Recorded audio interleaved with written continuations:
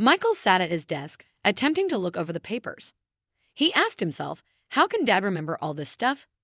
Michael wouldn't be staring at the papers now like a student on the notes of a course he skipped if he had fully comprehended everything that was written in them all at once. What prevented his father from letting him participate in the company's management earlier? What had he taught him about it, and why? His father was steadfast despite his repeated questions about it. He insisted that before Michael could join the family firm, he needed to study and acquire experience. At times, Michael thought his father was either envious of his own business or didn't trust him. It was hard to comprehend his father. His wife's untimely death had had a profound emotional impact on him, who had always been reserved and quiet. He hardly ever felt joy in his life anymore. Michael was understanding with his father. He witnessed how difficult it was for him to care for his son in a house that had unexpectedly become empty while working. Since he was still a youngster, Michael was unable to assist his father in many ways. However, his father was a robust individual with remarkable endurance. He may not have shown the child enough love and devotion, but he gave him food, care, and attention while also succeeding greatly in his business. Since his father had always kept a close eye on the business, Michael had believed that he would never allow anybody else, not even his own son, to take over. But now things were different. Without any prior expertise, Michael was forced to manage the business. It is possible that my father feels that the best way to learn is to get right in and begin addressing difficulties. There might be a plausible explanation for that. Michael thought he was the world's most foolish person. The complex information in the documentation took a while for him to grasp, and he could always feel the company staff's doubtful looks. He was lucky that his father had at least told him who he could trust and to whom he might ask questions. However, he still needed to gain respect on his own. How many more errors will I commit? Will I be able to lead my staff in a meaningful way? For instance, Alan constantly spoke to Michael with kindness, but his lips were tight and his face was mocking. According to the personnel, Alan had aspired to be the company's leader. Michael understood he had to use caution around him since he was a crafty individual. Michael became even more focused on the financial report, thinking of Alan, who was prepared to expose him for any error. 2 hours later, the exhausted man was driving home through the night city. It was already dark outside, and he could see the colorful restaurant signs and storefronts. As he drove past a nightclub, Michael felt a pang of frustration. Is Lily there now? If she is, who is she with? But why do I even care? We've both made our own choices. Oh, be honest. It was clear from the beginning that their relationship would end quickly. Lily was the daughter of the head of an international company, and her parents had never denied her anything. She didn't know where the money came from and was used to wasting it without realizing its value. Michael wasn't poor, but the income of his family business couldn't compare to the life Lily was used to. When his father learned about his girlfriend, he immediately realized they wouldn't last. Michael didn't understand why, but his father only told him, "You should choose an ordinary girl who suits your status." His father knew what awaited his son in this relationship. But instead of warning him outright, he let Michael figure it out on his own. Now, after all the fights, after all the disappointments, Michael finally understood. He was sick of Lily's constant whims, her resentment over him not buying her more expensive perfume, choosing a better restaurant, or giving her more exotic flowers. He knew now she was the wrong girl, but she was so beautiful. He couldn't stop thinking about her long brown hair, her attractive body, her green eyes. Even now, after everything. A shiver ran down his skin as memories of her washed over him. But then he also remembered the unpleasant moments. She had mocked his sincere but not so rich friends when he invited her to his university graduation party. She had refused to go with him to the hospital to see his sister after her surgery. He had wondered then, how can such a beautiful girl have such a selfish personality? After they tried to spend a vacation together, Michael could no longer tolerate Lily's behavior. At that time, his father had just failed to make a profitable deal and had to pay a penalty to his partners. Michael realized how hard his father had worked to earn money. It was his father who had given him money for the vacation in Malta. But Lily wanted to go to Mexico. She had dreamed of it all her life. Michael simply couldn't afford such an expensive trip. And he couldn't control his emotions anymore. He told Lily everything. He told her how she had no idea how to live a normal life, how she didn't know what it meant to work hard. He told her she refused to see the world from anywhere other than the window of a nightclub or the seat of her daddy's fancy car.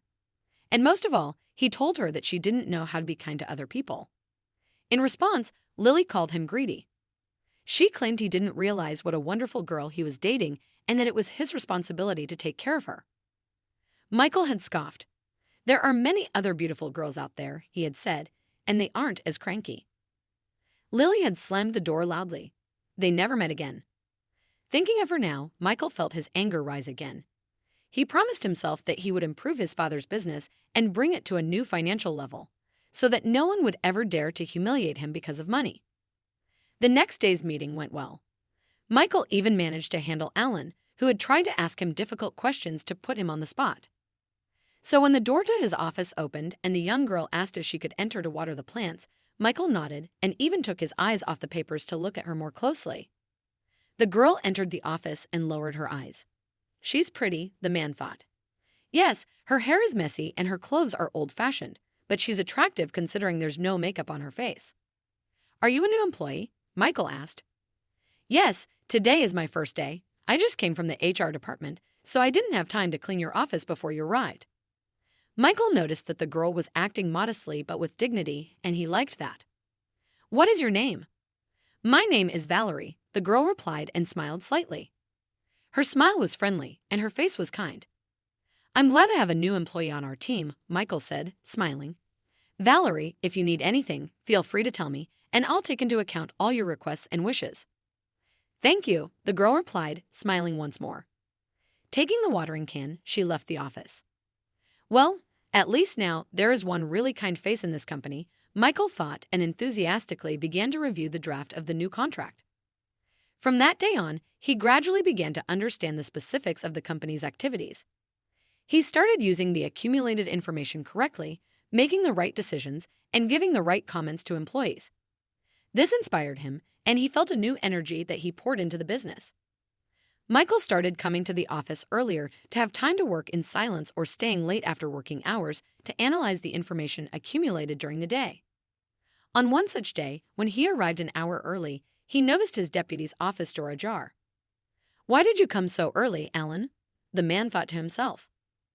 Alan had never been early for work before. But then, the indignant voice of the new cleaning lady and Alan's displeased voice could be heard from behind the door. Alan, if you ever behave like that again, I will have to defend myself, the girl muttered, struggling to control her emotions. Oh, I'm so scared, Alan replied mockingly. I wonder, how are you going to do that? Don't pretend to be a shy girl or you'll be fired. Then there was some noise, followed by the sound of a slap in the face, a bang on the door, and footsteps.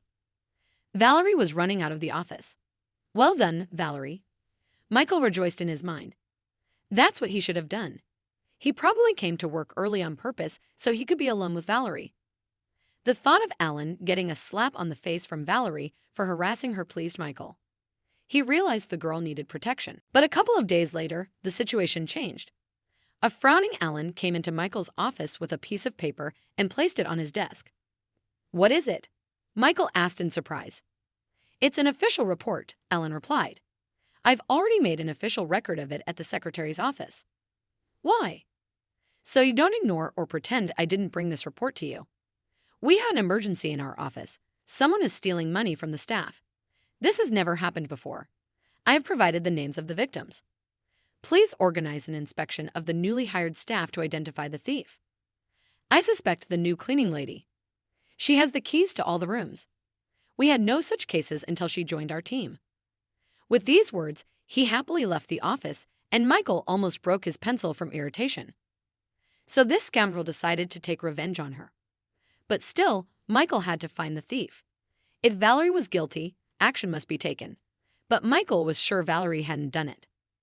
Michael told the security manager to install additional cameras in the building, check all the footage every day, and send him the recordings from his office cameras. Then he summoned all the victims one by one and confirmed that Alan wasn't lying. Someone really had stolen the money. When he was alone in his office, he sat in confusion for a while. Perhaps Alan is trying to find a reason to fire the cleaning lady. But then who stole the money? They hadn't been hiring new employees lately, and when his father had been running the company, there had been no such cases. His father always paid special attention to maintaining a good work atmosphere in the office. Michael hoped that Valerie was not the thief. She seemed like a decent girl to him. Or maybe I simply don't understand anything about people's nature.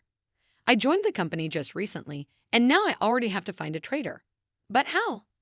After thinking for a while, Michael decided that he should catch the thief red-handed. He immediately took his wallet, pulled out his bank cards, but left the cash inside.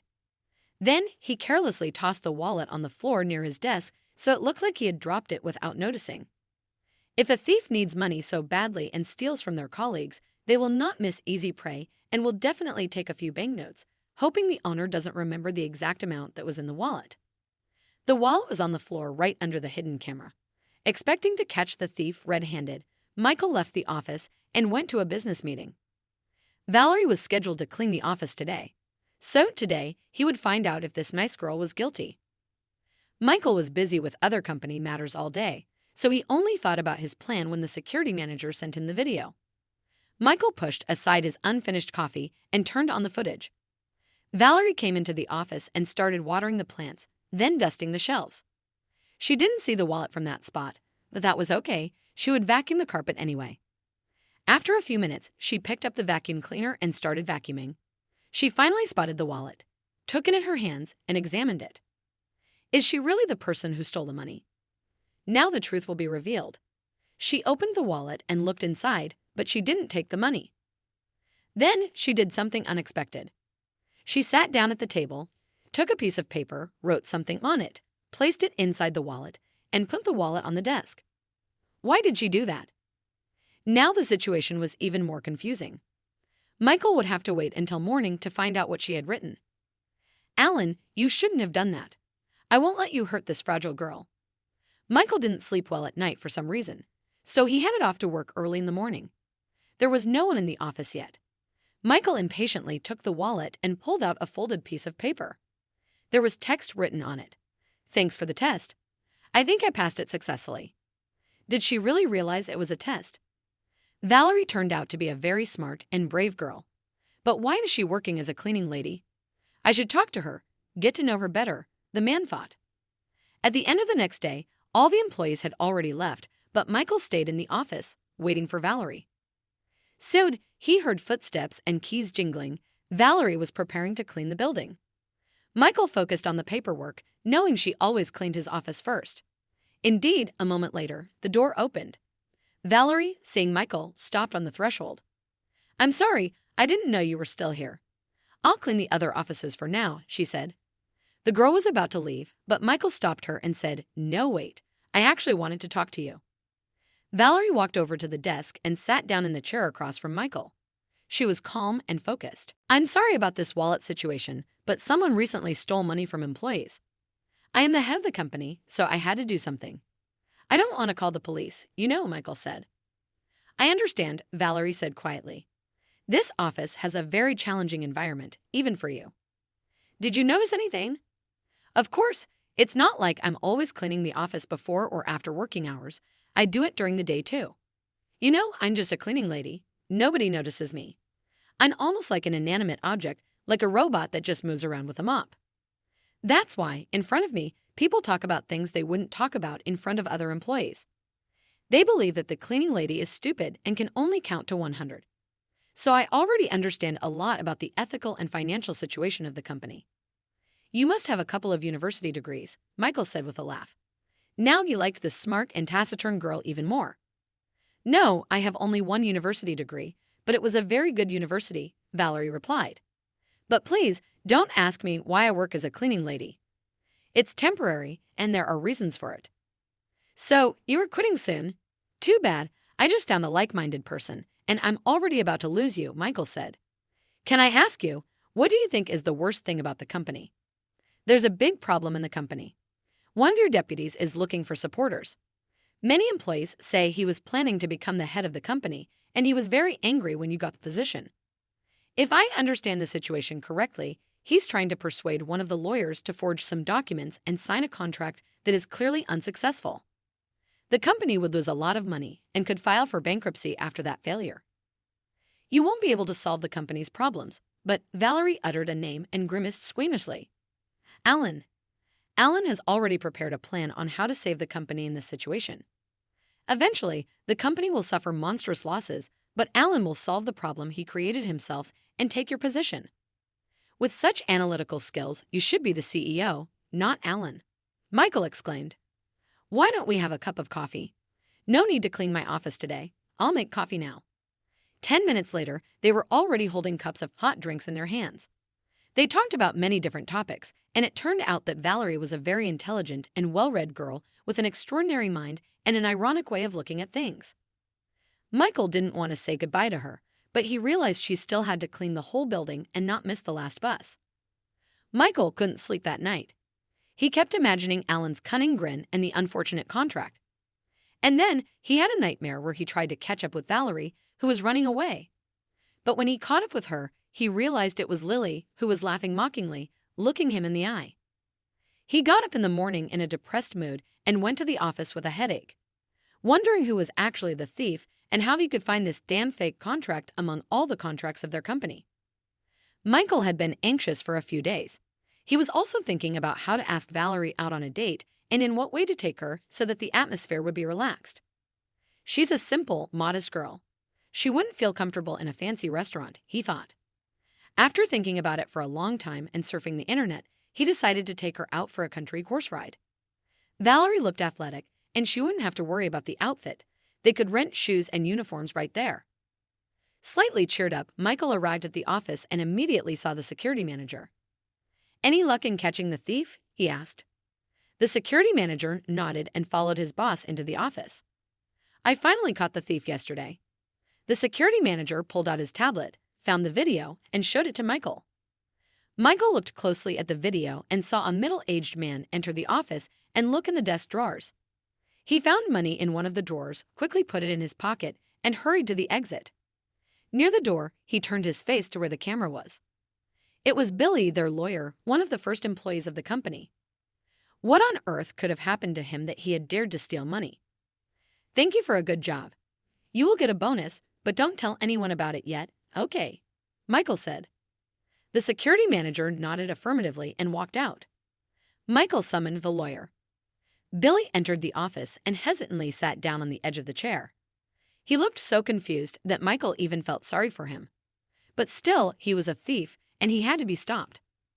Michael placed the tablet with the video on the desk in front of him. After watching the video, Billy's face turned pale, and he whispered, "What are you going to do now?"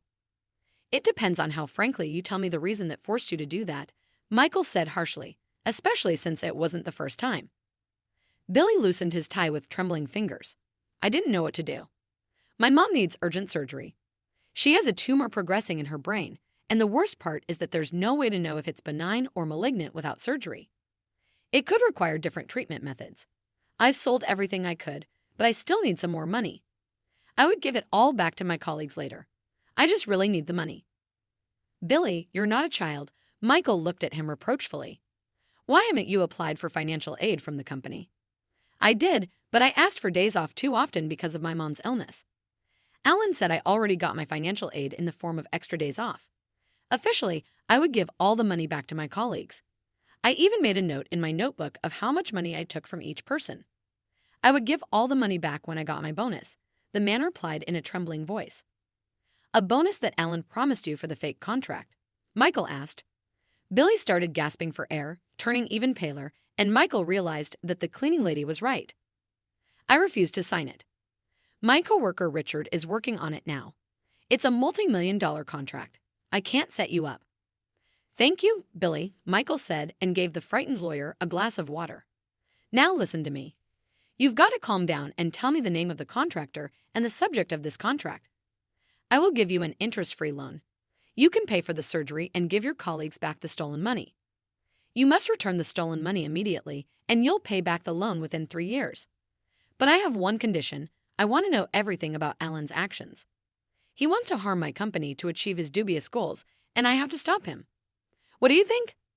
"Michael, you have no idea what you've done for me. I have been suffering from insomnia for months now from my powerlessness. You literally saved me. I will never betray you, I promise you." "Okay, enough," Michael interrupted the lawyer. "Go ahead and prepare the loan application. Get your mom ready for surgery and bring me the information on the contract." When the overjoyed Billy walked out, Michael lay back in his chair with a sense of relief.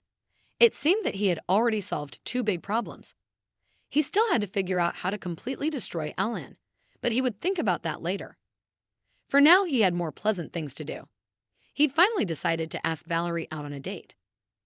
"Mrs. Stone," Michael said to the assistant on the phone. "Mrs. Stone, I think the plants in my office need watering. Please call Valerie." The date went great. It turned out that Valerie knew how to ride horses, and she was more relaxed than she had been at work. She laughed and joked, and Michael admired her face, illuminated by the setting sun, her long, shiny hair, and her smiling, beautiful eyes. She was so natural and relaxed. Michael looked at her and didn't understand why he had tolerated lying, insolent Lily. He felt like a 17-year-old boy who had finally been able to break free. The day came to an end very quickly, and Michael was already driving Valerie home through the night city. But she asked to be dropped off at the bus stop and flatly refused to let Michael drive her home. Michael was left alone in the car, a little surprised at the end of the date. He didn't even notice Alan coming out of the bar across the street and looking at Valerie. When Alan saw Michael's car, he smirked. The next time Michael invited Valerie to the yacht club, but suddenly his disgruntled father entered the room. "Where are you going?" Gregory asked gruffly.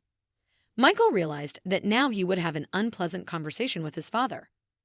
"I'm going on a date with a girl," Michael answered honestly, noticing that his father had lost a lot of weight and looked bad lately.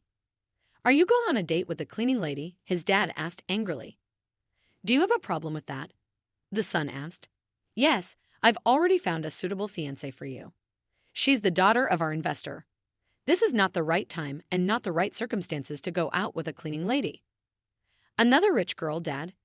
After my relationship with Lily, I don't want to hear anything about rich girls. I finally met a decent girl.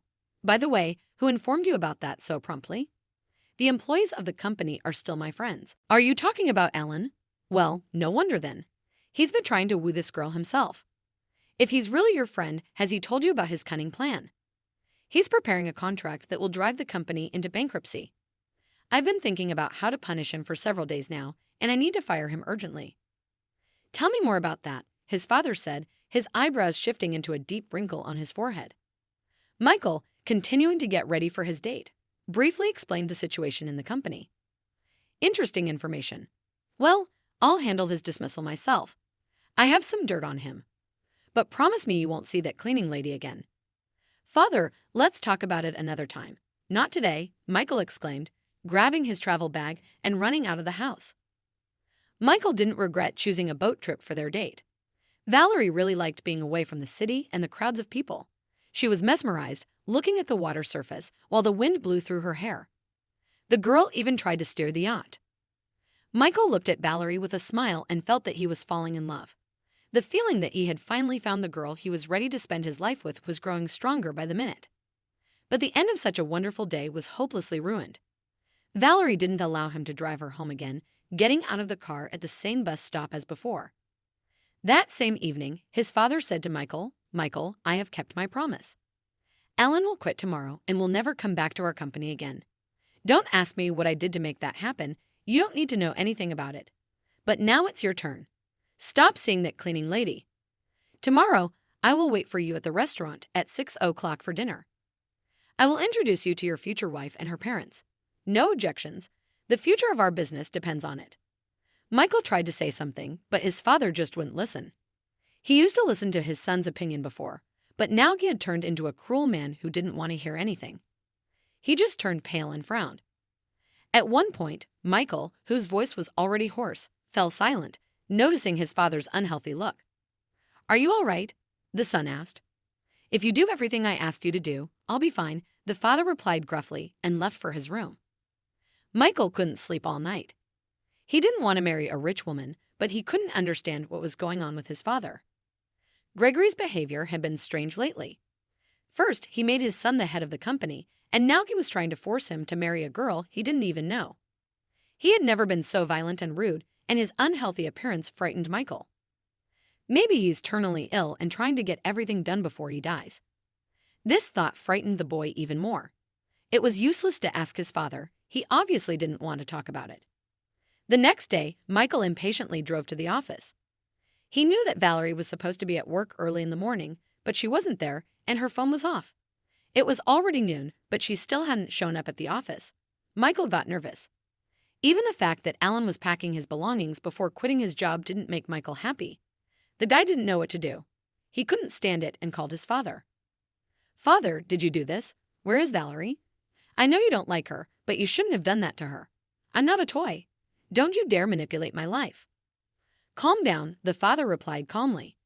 "I have no idea where Val is. I don't care about the cleaning ladies. Please don't forget, I will wait for you at 6 at the restaurant. You can look for Valerie tomorrow." Michael got angry and pounded his fist on the table. "I can't ignore my father's request. I have to go to the restaurant, but I don't want to marry some spoiled, lazy girl. What happened to Valerie? Where is she?" Michael showed up at the restaurant on time. Gregory, the investor, and his wife were already at the table. Only Michael's future wife wasn't there. "I hope she's not coming at all," Michael thought hopefully. After greeting everyone, he sat down at the table and began scrolling through the news on his phone with total indifference in his eyes. His father and the investor pretended not to notice anything and continued their conversation. "Valerie, sweetheart, you're finally here," the man suddenly said happily. "Come and sit down at the table. We're getting hungry." Hearing the name of his future wife, Michael shuddered and looked at the girl. He couldn't believe his eyes. Valerie was standing in front of him, but she was different. She had light makeup, a nice hairstyle, and a beautiful peach-colored dress. She was smiling slightly and looking at Michael. At first, the man got up from the table. Then, coming to his senses, he sat back in his chair without taking his eyes off the girl. "This is my daughter, Valerie," the investor introduced the girl. "And this is Michael, Gregory's son."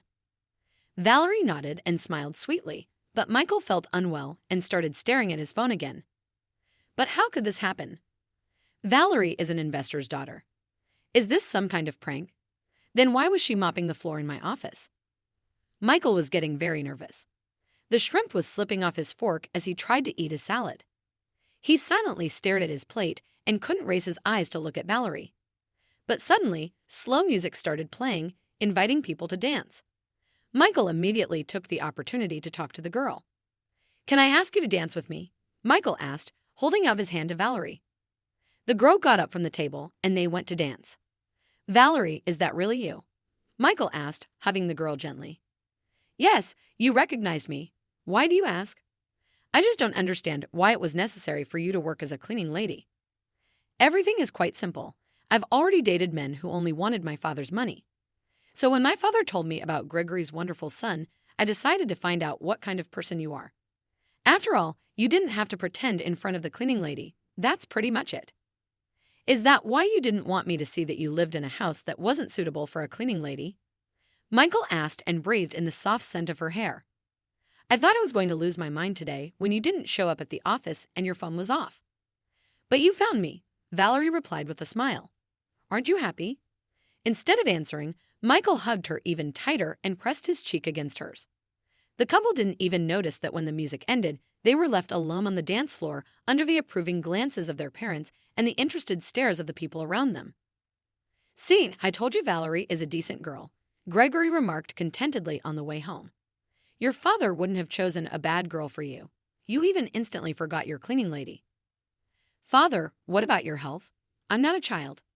"I have a right to know," Michael asked confidently. "I'm going to the hospital tomorrow for surgery. I've been diagnosed with a tumor in my lung. The doctors can't say whether it's benign or not. We'll find out after it's removed. But I'm not worried.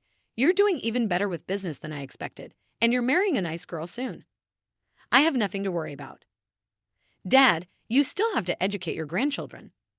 "I won't have much time for that," Michael stated, looking hopefully at his father. A year later, Michael was running around the house, putting the right papers in his briefcase and trying to find his tie. "Dad, why don't you run today's meeting yourself? Valerie and I have to go to the childbirth preparation class. You're fully recovered now, so maybe it's time to get back to the company." "No, son. Reschedule the meeting if you can't make it. I'm not ready to get back into the business yet. I'll be your remote business advisor for now, at least until your wife gives me grandchildren." Gregory looked at Valerie and her big belly, then winked at the girl. She smiled back at him mysteriously.